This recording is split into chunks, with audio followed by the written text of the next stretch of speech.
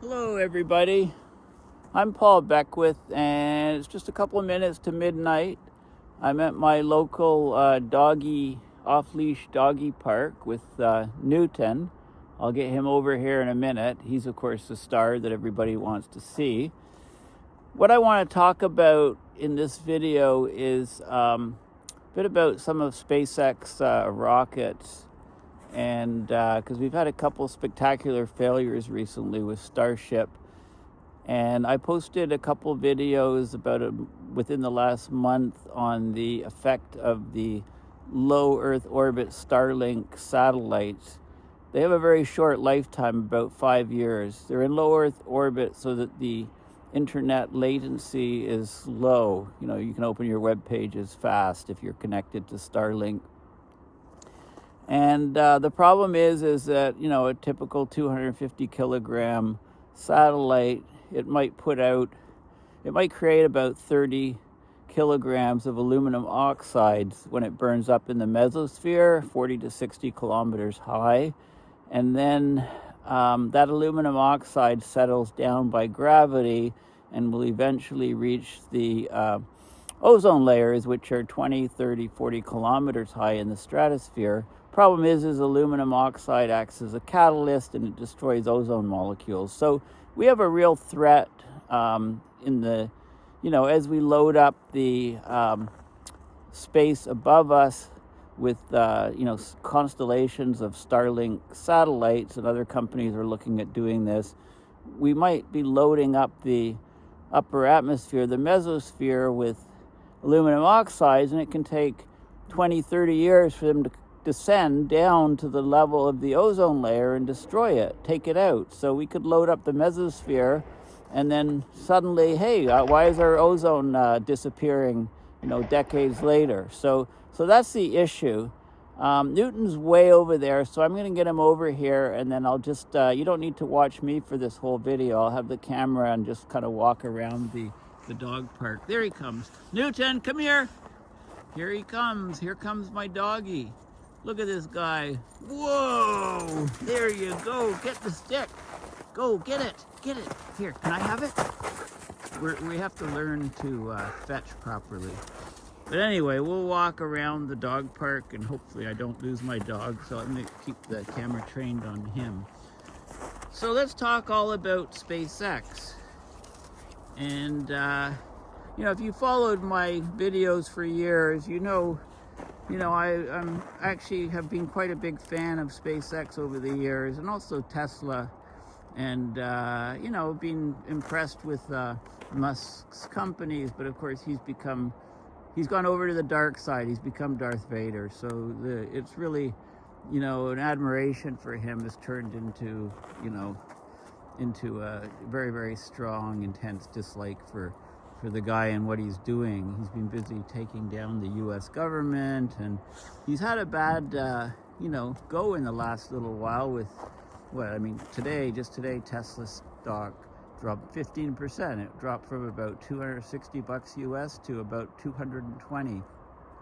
People are trying to ditch their Teslas around the world, and he's going to bring this company to its knees unless they get rid of him within the company. But anyway, I don't want to talk about that. I want to talk about SpaceX. So they've got the Falcon 9 rockets, the reusable rockets, which launch the Starlink satellites and other satellites. They've got the Starship, of course, of which there's been 2 spectacular failures in the last few months. So the question is, and I talked about it in the intro, what effect is the re-entry burn-up having on the atmosphere? So I mentioned, the climate, of course, is very sensitive to aerosols. There's a direct and indirect effect, and I've talked about what the sulfur aerosols do based on James Hansen's work. And now we're talking about the aluminum oxides from there's a natural background of aluminum oxides from meteorites. They burn up and they have all these different minerals and metals in them, and they they deposit that stuff into the atmosphere. This is a natural sort of background.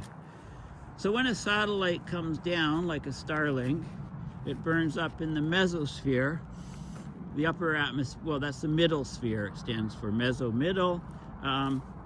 These satellites burn up anywhere from 50 to 80 kilometers high. When they burn up, the metals oxidize into very small nanoparticles. You get these aluminum oxide nanoparticles from the aluminum component of the satellite. And over several decades, as I mentioned, these can, Newton, come with me, come on. I'm gonna walk. Walk the talk, talk the walk. So, when these aluminum oxide Al2O3 nanoparticles reach the ozone layer, they act as catalysts to take out the ozone. Because basically what happens is things like hydrochloric acid get adsorbed on the surface of these oxides, and also aluminum, other chemicals do, containing chlorine, and then the chlorine is released on the surface of the aluminum oxides, and of course one chlorine molecule can take out thousands of ozone molecules, and we had the Montreal Protocol because we had CFCs that were breaking down, the refrigerants breaking down and harming the ozone layer. So, just to remind you of the atmospheric layers, the troposphere is on average about 11 kilometers high. It's where all weather occurs. It's the closest layer to the planet's surface. It drops as low as about 7 or 8 kilometers at the poles. It goes as high as 17 kilometers at the equator. So there's some variation in the atmospheric layers. The ozone is typically in the stratosphere, about 20 to 30 kilometers high. So the aluminum oxide provides a surface for which these chemical reactions can occur, releasing chlorine, which then destroys the ozone.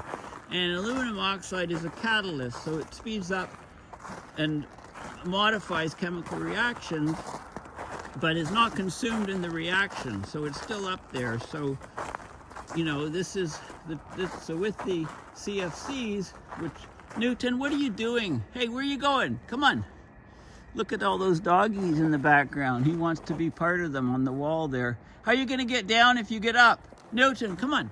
Hey, come on, let's go. My dog. Come on, hey, come on. Let's go. There he is. Good boy. Okay. I didn't want you falling off the wall, you silly boy.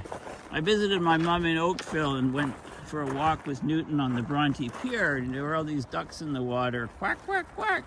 And there was frazzle ice at the edge of the pier. It was really cool. This is ice that is it makes beautiful sound, like crystal. And it's not solid ice, it's little ice chunks, which all rattle around, and they stay chunks because of the wave action. So it has to be a lot colder temperatures for them to freeze solid. And it was a pretty mild day. So as I said, one chlorine can destroy thousands of ozones. Aluminum oxide can adsorb hydrochloric acid, for example, break down the chlorine into chlorine gas, which then dissociates into two chlorine ions, which can destroy many, many ozone molecules. So we had the Montreal Protocol in '87 to address this problem, and it worked for the most part. But now we have new technologies. We have all these low Earth orbit satellites, which are burning up after about 5 years. Their lifetime is about 5 years.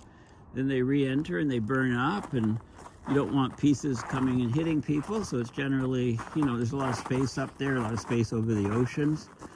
But what we're doing is, if we continue to launch these low Earth orbit satellite constellations, we're going to get something like 360 metric tons of aluminum oxides per year coming down. That's 6 to 7 times what we presently get. We get about we've had about, in 2022, re-entering the Earth, it's estimated 41.7 metric tons of aluminum, which then generated the oxides. NASA has done high altitude flights, and they've detected 10% of sulfuric acid up high has aluminum. The aluminum oxide is already estimated to be higher concentrations in the atmosphere, about 8 times increase in aluminum oxides between 2016 and 2022, according to a USC, University of Southern California engineering study. Okay, so we're still early times for the aluminum oxide relative to what we can see soon. So let's go talk about some individual components that we're sending up in space. Okay, so the workhorse is the Falcon 9 rocket, right? So the Falcon 9 is a reusable rocket that is landing on the drone ships in the ocean, etc. It's totally reusable. Its structural skin is aluminum lithium alloy, no carbon composites. Its payload is 10 tons to low Earth orbit and 5 tons to geostationary orbit. Low Earth orbit typically 550 to 1200 kilometers high. Things going 27,000 kilometers an hour orbiting. Its empty weight is 22,200 kilograms, or about almost 50,000 pounds. It's reusable. Like I said, it lands on the drone ships.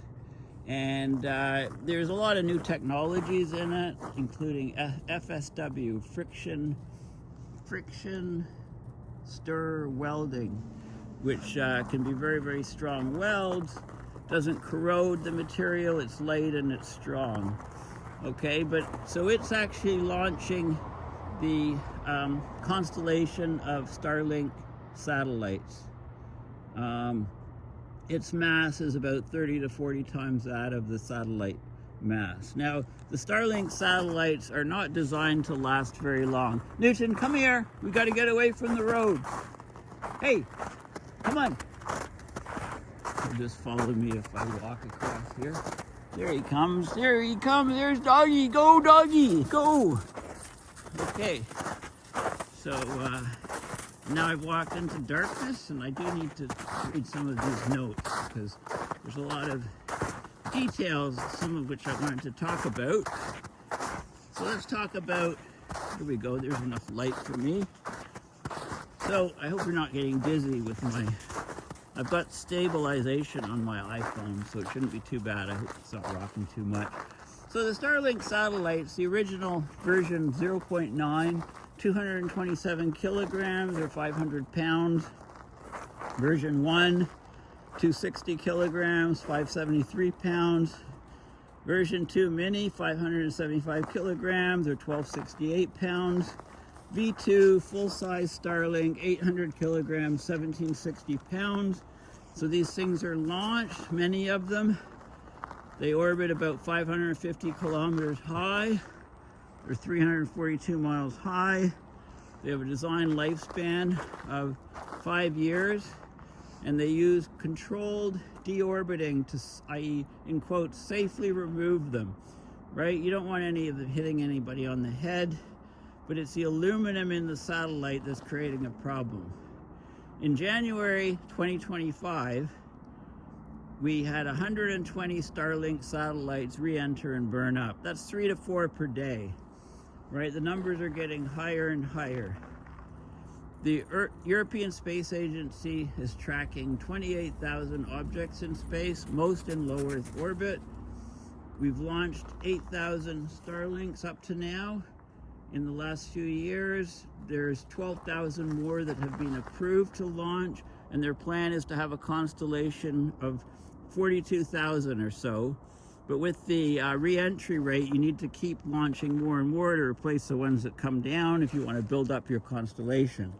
So you can see the issue, loading of the mesosphere with aluminum oxides, which then, when they settle down after few decades, they take out the ozone layer. So this is a huge problem. Now, it's not just SpaceX. Amazon is talking about Constellation. Newton, come here. Come on. Come on. Amazon's talking about a constellation, 3,000 to 13,000 low Earth orbit satellites. Other companies are talking about the same thing. So we're talking about massive changes so that you can open your web pages quickly, and as of today, unrecognized pretty much threat from what happens when these things re-enter. Now let's talk about Starship, because we've had 2 spectacular failures in the last couple of months. So it's designed to be fully reusable. Its dry mass is 100 metric tons or 220,000 pounds.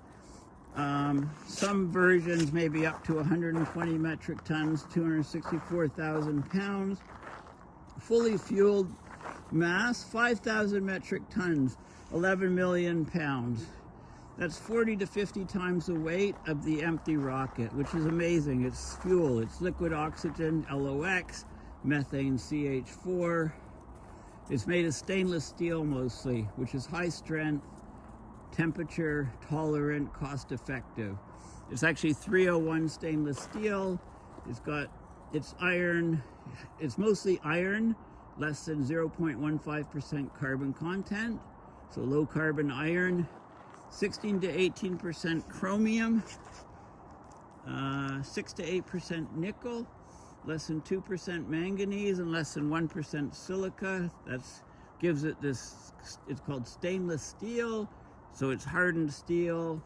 And of course you've got the 33 Raptor engines putting 17 million pounds of thrust, which overcomes the weight of 11 million pounds when it's fully loaded. And yeah, so it's kind of, you know, but these things burning up are, I don't know how much aluminum's inside the Starship.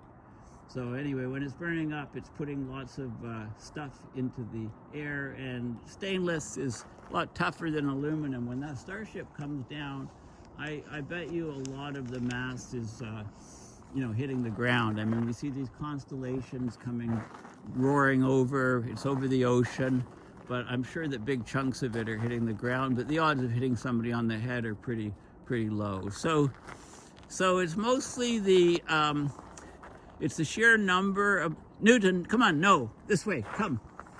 It's the sheer number of low Earth orbit satellites in these constellations. They have a design lifetime, so we know they're going to come down, and the aluminum is really going to start loading up the atmosphere significantly. So what exactly is going on with some of the chemistry, the catalyst chemistry to destroy the ozone?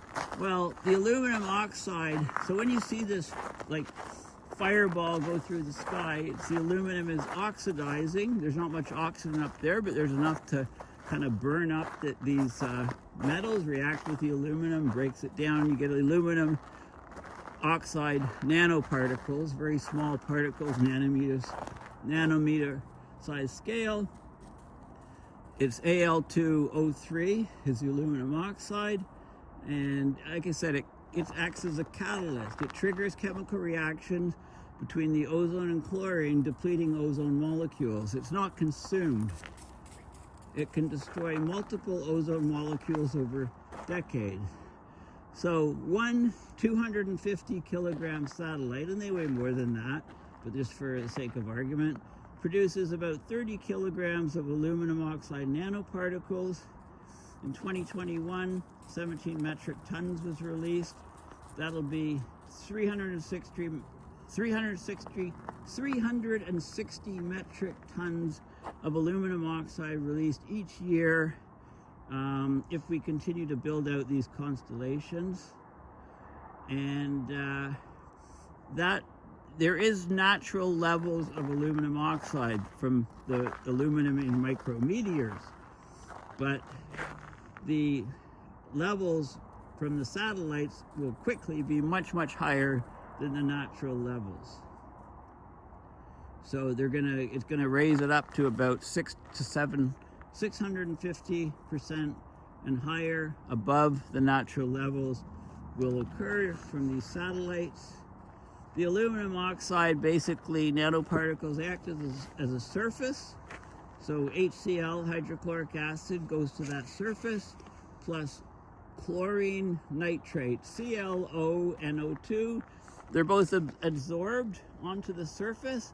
Then they react, that releases chlorine gas, Cl2. Cl2 breaks into the ions, 2 chlorine ions. The chlorine ion reacts with ozone, O3, creates O2 plus O, and then O plus O plus O, and the chlorine is not used up. It's available to do the same thing, so one chlorine can destroy thousands of ozone molecules. So in 2022, the aluminum oxide levels increased about 29.5%, almost 30% over natural levels, and that number will go to 650% soon as we load up the atmosphere with these low Earth orbit satellites. So it's the aluminum oxide that it's like the CFCs, chlorofluorocarbons, were in refrigerants, and when they were broken down by UV, they would release the chlorine atoms. This is a different process with the aluminum oxide because it acts as a surface. So things that are more stable generally without the surface, like HCl, chlorine nitrates, that would be up there and not release the free chlorine. Now that the aluminum oxide's there, these chemicals go on the surface and react and break up. So there's H2SO4, sulfuric acid, which is in the sulfur aerosols up there, but the aluminum oxides are something like 10,000 times more effective than the sulfuric acid to destroy ozone. So we're basically looking at a rapid growth of aluminum oxides in the atmosphere, and there's a huge problem because these re-entries will load up the mesosphere, but it takes, like I say, a long time for the aluminum oxides to get down to the stratosphere and the ozone layer. So it's a delayed reaction, which makes it a lot more of a wicked problem to solve. And